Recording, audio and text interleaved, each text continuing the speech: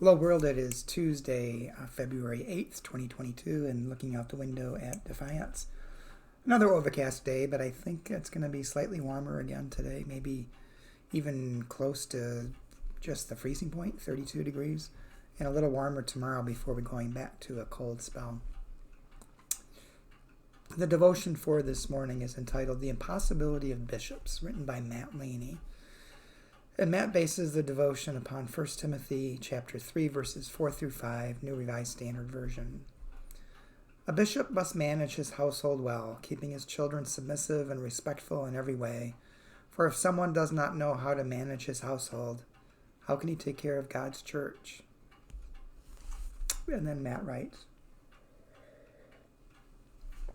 The United Church of Christ prides itself on not having bishops. We are allergic to the idea. Is our opposition to bishops based on A, the noble preference for democracy over autocracy, or B, the scripture above? I'd say B, because really any parent on earth claim to have children who are submissive and respectful in every way? If that's the prerequisite, bishops are impossible to find. Moreover, if there were a person with totally submissive and respectful children, we might question their parenting and leadership styles. Submission is based in fear. Submission is the demand of dictators. Submission tends not to engender trust, genuine love, and free expression. Is that the management style needed for Christ's church? Conversely, do we want church leaders disciplined every time Junior gets snippy? I think not. Let's give all church and denominational leaders encouragement and room to care for themselves, their families, and their flocks with the heart of Christ, with love, respect, grace, and truth. The church will thank them. One day their kids might appreciate them too. And a prayer. Holy Parent, please show me the way. One thing this devotion brings to mind is how difficult it can be for some ministers, clergy, especially those with young children, to be both parents and ministers because of the demands of the church and also the bubble and the scrutiny that ministers are often subjected to. But we're human beings like anyone else and subject to the same issues and foibles. And sometimes ministry or the career of being a minister can sometimes get in the way of being a parent, which can make things really difficult.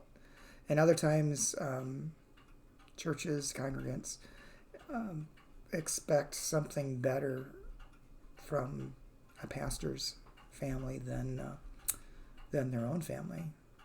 But again, we're all just human beings. And the other thing is to make sure people realize that the United Church of Christ is a non-hierarchical church. The church itself, the congregations themselves, are the basis for the church. And there is a larger structure, but it's more for administrative purposes, not for I don't know how to say it. It isn't hierarchical in the sense that the national church tells the local church or the local associations or the conferences what to do or say, but rather listens to the local churches and the associations and conferences, which is a very different structure than many other churches, extremely different than, for example, the Catholic Church, which does have bishops and cardinals and popes and that sort of thing. Because I think he also touches on, I think this brings up the issue of when there is a hierarchical structure, there's even more chance for people to get distracted and to put their priorities in the wrong place.